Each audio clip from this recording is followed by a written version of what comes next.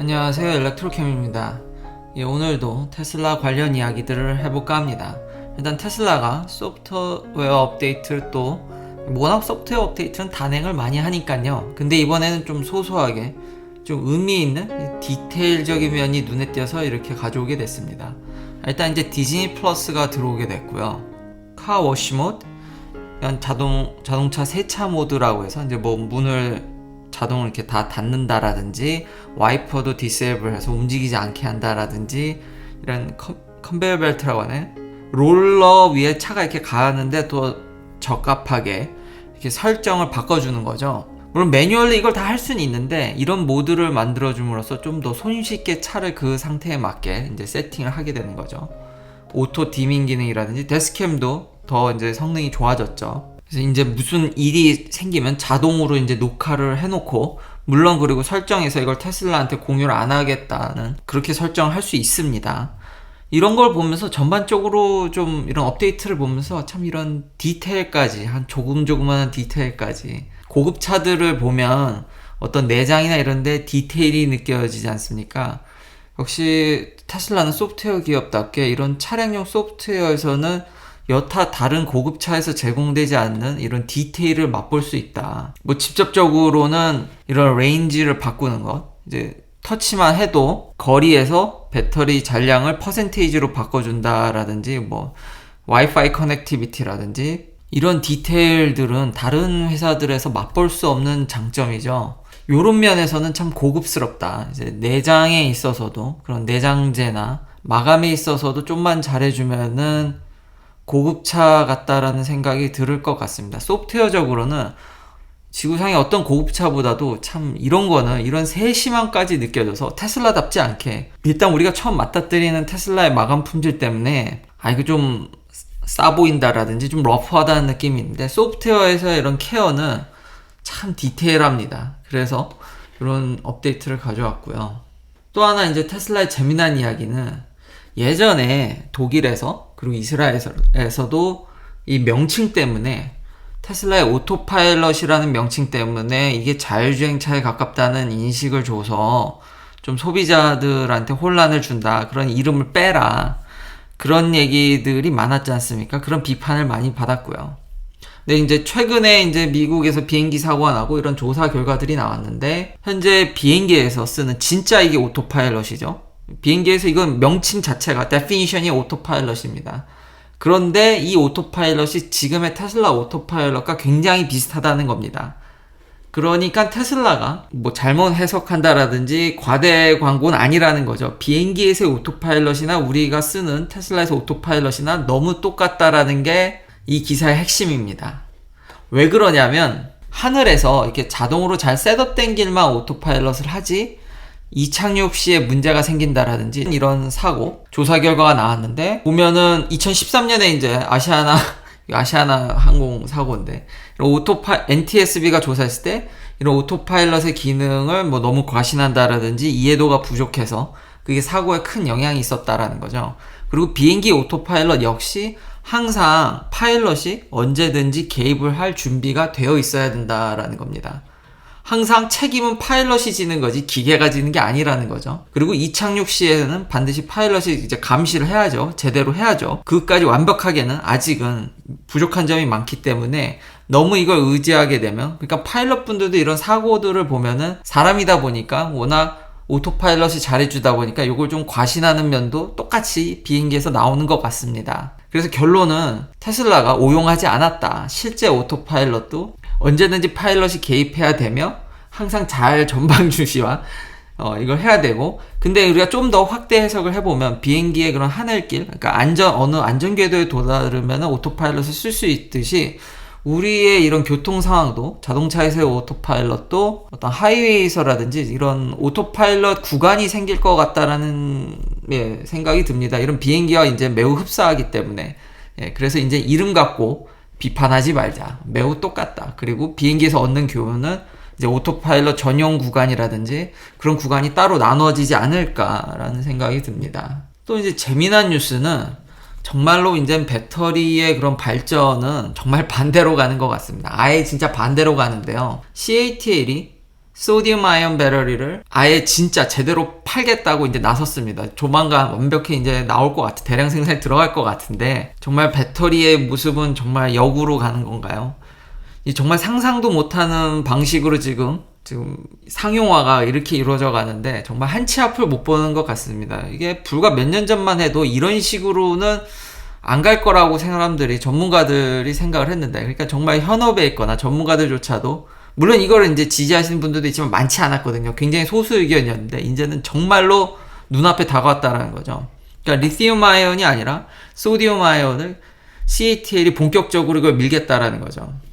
근데 전문가들이 이것에 대해서 부정적으로 봤던 건 제가 예전 영상에도 얘기했지만, 에너지 덴시티입니다. 이게 너무 떨어지거든요. 지금 한 160? 지금 CATL이 밝힌 거는 160Wh/kg이죠. 아니, 이건 인산철보다도 떨어집니다. 인산철이 한 200언저리거든요. 그리고 LG가 잘 아는 뭐 NMC811이라든지 파나소닉의 NCA, 지금 테슬라가 쓰고 있는 게 거의 300에 육박합니다. 이제는 정말 반토막입니다. 조금 과장하면 진짜 반으로 봐도 되죠. 뭐 정확한 건 아니지만 약간 과장 보태서. 그러니까 이게 완전히 에너지 덴시티는 역으로 가고 있는 거죠. 그 대신 이제 얻는 건 뭐냐? 엄청 싸죠. 리튬을 얻지 않아도 되니까. 소디움은 전 세계에 다 있습니다. 뭐 바닷물에도 있죠. 그러니까 나트륨입니다. 나트륨. 훨씬 쌉니다. 훨씬. 그러니까 가격을 더 싸게 만들면서 에너지 덴시티를 버릴지라도 참 가격이 그만큼 중요한 거죠.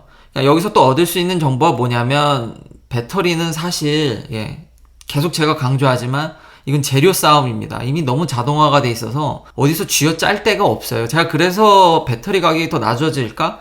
최근에 그런 그래프의 정도? 그런 것도 다 알려드렸죠. 그러니까 더 내려갈 데가 없거든요. 이게 되게 힘듭니다.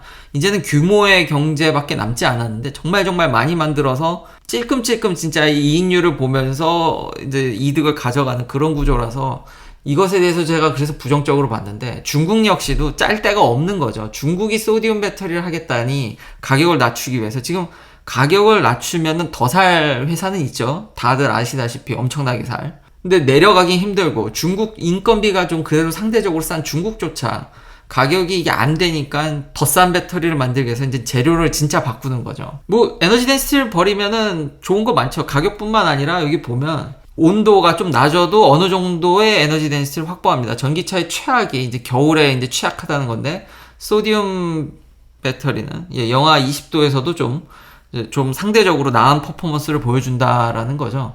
이렇듯 에너지 덴시티를 버리면 얻는 게 많습니다. 근데 에너지 덴시티를 얻으려면 많은 게 힘들어지죠. 이게 항상 다 트레이드-오프 릴레이션십입니다. 아니, 그리고 왜 이렇게 소디움이 안 좋냐?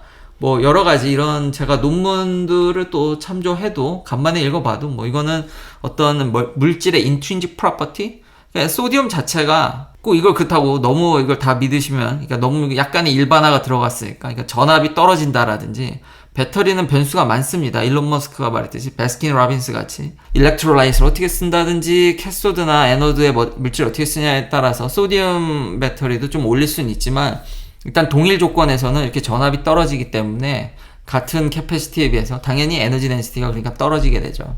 딱히 근데 다른 건 아닙니다. 기본적으로 우리가 알고 있는 모든 배터리 지식들은 다 쓸 수 있습니다. 근데 이제 메인 그런 이동해주는 물질을 바꾸게 되면은 이렇게 에너지 덴시티가 떨어지죠. 좀 그에 맞는 일렉트로라이트라는 걸 써야 되지만 기본 프린시플은 완전히 똑같습니다. 전혀 다른 게 아닙니다. 그래서 이제 참 이제 역으로 가는구나. 역시 가격 앞에 다 장사 없구나라는 생각이 들었는데, 더 제가 놀라웠던 게 뭐냐면 이거를 전기차에 쓰겠다는 겁니다. CATL이. 제가 처음에 이거를 기사를 읽으면서 느낀 점은, 그래, 에너지 덴시티가 떨어져도 가격을 더 싸게 만들 수 있으니까 인산철도 참 싸다 했는데, 아마 소디움으로 가면 그걸 절반으로 또 낮출 수가 있습니다. 그러면 이제 ESS라든지 좀 스테이셔너리 스토리지죠. 그러니까 좀 움직임이 필요 없는 그런데 쓰지 않을까. 그런 데는 좀 제약 조건이 좀 덜하니까 나름 그거에 맞춰서 또 좀 주변 환경에 받쳐주면은 그런데 다 될 것 같다는 생각이 들었는데, CATL은 공격적입니다. 이걸 전기차에 쓰겠다고 얘기를 해가지고 이게 말이 되나? 라는 처음에 생각이 들었고요. 왜냐면 계산해 보면은 이거는 불편합니다. 이게 너무 불편하고, 아무리 충전 환경이 진짜 유비쿼터스로 다 뻗쳐 있어도 이게 안 될 것 같은데 라고 했는데, 역시 자세히 읽어보니까 배터리 팩을 인산철하고 이 소디움 아이온 배터리를 하이브리드 시키겠답니다. 예전에 구독자님께서 이런 하이브리드 배터리 안 되냐, 그래서 좀 살짝 그거는 부정적으로, 왜냐면 아무래도 대량 생산하는 데 있어서 그런 두 가지 파트로 가게 되면은 원가 절감이 어렵거든요. 근데 이걸 섞겠답니다. 진짜 와, 이게 그러니까 참 좀 많이 제가 아는 것 같아도 역시 세상에는 모르는 거 천지입니다. 이런 예외적인 예외라고 해야 되나요? 참 전문가들도 그리고 이렇게 다 역행할 줄 몰랐을 겁니다. 정말 이런 정말 업계 1등이라고도 할 수 있지 않습니까? 뭐 1등이나 LG나 이렇게 엎치락뒤치락 하지만 어쨌든 그런 3강 체제의 어쨌든 탑 기업이 에너지 덴시티를 역으로 가는 배터리를 본격적으로 런칭한다는 게 좀 쇼킹하고, 이걸 거기다 하이브리드 해서, 그래서 이제 이분들이 얘기하는 건 저온에서 아무래도 리튬 아이온 배터리가 인산철일지언정 NMC 대비해서 좀 나을 뿐이지 여전히 저온에서는 약합니다. 상당히 약한데 그걸 어떻게 잘 버무려서, 지금 아직 BMS는 배터리 매니지먼트 시스템은 잘 개발이 안 된 것 같습니다. 그래서 이거에 맞는 특화된 그런 것들을 해서 저온에서도 어느 정도는 이제 가게 해서 오버럴리 전반적으로 좀 나은 경험을 선사하겠다. 그러면서 가격을 확 낮추겠다. 이런 면은 좀 대단한 것 같습니다. 결국 큰 흐름은 가격을 다 낮추고 싶어 하는데 매우 힘들다. 그렇기 때문에 여기는 물질 싸움이고 다 자동화, 웬만한 게 자동화되어 있기 때문에 결국 중국조차도 이제 물질을 바꾸는데 이걸 전기차에 쓰겠다. 그리고 하이브리드, 이런 것을 재밌게 읽었습니다. 자, 마지막으로 트레버 밀턴의 이야기입니다. 니콜라죠. 예전에 제가 이것도 좀 약간 자극적인 타이틀을 썼었죠. 이거 사기다. 왜냐면 언덕에서 굴른 것 자체가 이건 좀 너무했다라는, 이건 해도 그래 힌덴버그의 그런 공매도 리포트, 많은 분들이 공매도 리포트를 싫어하지만 그건 정말 잘 쓴 공매도 리포트였다고 제가 그것도 진짜 꽤 됐네요. 시간이 정말 꽤 흐른 것 같은데 좀 그 리포트에 대해서는 이게 내용이 어떨진 몰라도 굉장히 로지컬리 너무 잘 써서 정말 믿음이 간다라는 이야기를 했었는데, 결국은 이제 기소돼서 저스티스 디파먼트가 트레버 밀턴의 차지를 내렸기 때문에 거의 가시기 일보 직전입니다. 딱히 뭐 방어할 만한 수단은 이제 거의 남아있는 것 같진 않습니다. 너무 많은 거짓말을 했다. 그리고 주식을 올리기 위해서 특히 거기에 이제 거짓말이 많이 가미된 게, 그리고 정말 생산과는 거리가 멀었죠. 그런 것들이 가중되는 것 같습니다. 요즘 심각하고, 이래서 이제 수소차는 이제는 좀 많이 간 것 같거든요. 과거에 제가 참 수소차를 많이, 이런 수소 연료전지죠, 정확히 얘기하면 그런 것들을 안 좋게 많이 비판을 했는데, 결국은 이렇게 돼서 한편으로는 좀 안타깝다. 왜냐면 한국 기업도 여기에 좀 이제 관련이 있다라든지 그런 면들도 있었는데, 물론 트레버 밀턴은 이제 가시기 일보 직전이지만 아직 회사는, 그러니까 이게 되게 신기한 게 US Justice Department가 트레버 밀턴은 거의 이제 완전 사기죄로 이렇게 한 것 같은데, 아직 회사는 이제 GM도 있고 그래서 그런지 딱히 회사에는 차지가 안 들어간 것 같습니다. 그리고 여기 보면은 서머리에 키포인트에 정부와 정말 잘 니콜라는 협조하고 있다라고 나오는 걸 봐서 그런 식으로 서로 합의를 하고 이렇게 마무리가 되는 게 아닌지, 트레버 밀턴을 넘겨주고. 그래서 저는 아주 앞으로의 미래도 매우 암담하게 보긴 하지만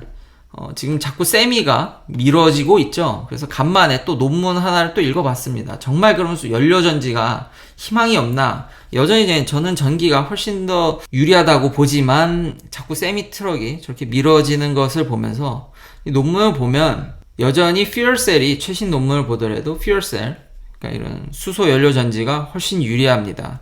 이게 왜 그런가 봤더니 이 논문을 좀 읽어보니까 이게 좀 여기가 상황이 다르더라고요. 그렇다고 해서 전기 픽업 트럭, 클래스 A의 세미 트럭이 불가능한 것도 아니긴 합니다. 가능성이 있긴 한데, 그러려면은 아예 이 시장을 다 뒤집어 엎어야겠더라고요. 미국에 이런 클래스 A 트럭이 별로 없죠. 승용차 대비해서 대수는 적지만 공해를 굉장히 많이 일으킵니다. 생각외로. 왜 그러냐면 이분들이 쉬지 않고 달려서 그렇습니다. 이 차들들은 서 있는 시간이 거의 없더라고요. 그런 것까지 이제 충전 시간 및 듀얼 타임이라든지 이 논문에서 다 그런 걸 조사를 해놨는데, 공해를 더 많이 뿜어내는 이유가 이제 디젤 플러스 이건 완전히 상업용이기 때문에, 그렇기 때문에 그런 환경에 이런 연료 시스템을 바꾸려면, 이제 전기로 가려면 아시다시피 이게 장거리가 쉽지 않고 충전 시간이 있다 보니까 지금 현재 우리가 디젤 세미 트럭 환경에서는 전기가 맞지 않죠. 퓨얼셀이 훨씬 더 잘 맞습니다. 그래서 보고서에도 그렇게 나온 건데, 결국은 인프라스트럭처를 바꾸면, 그리고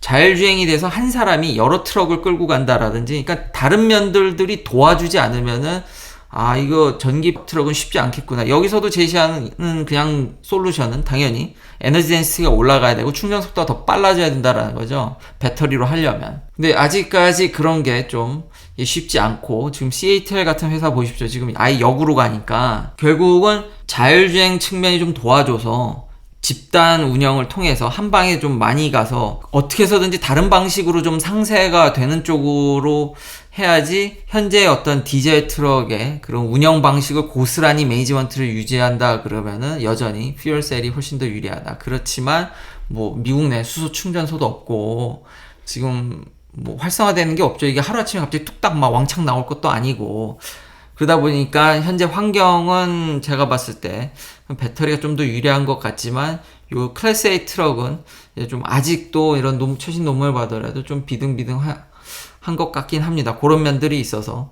그리고 이런 회사들보다는 제가 차라리 현대기아차가 날 수 있습니다. 2023년까지 물론 많은 양은 아니지만 한 30대 정도의 퓨얼셀 헤비 트럭이죠. 이것을 미국, 특히 이제 캘리포니아, 친환경을 중요하게 생각하는 캘리포니아의 현대기아차가 아마 테스트로 좀 주행을 할 것 같습니다. 그리고 이게 니콜라가 내놓을 퓨얼셀 하이드로젠 클래스 A 트럭보다 더 빠를 것 같긴 합니다. 긴 영상 시청해주셔서 감사합니다. 내일도 테슬라 관련 이야기들로 찾아뵙겠습니다.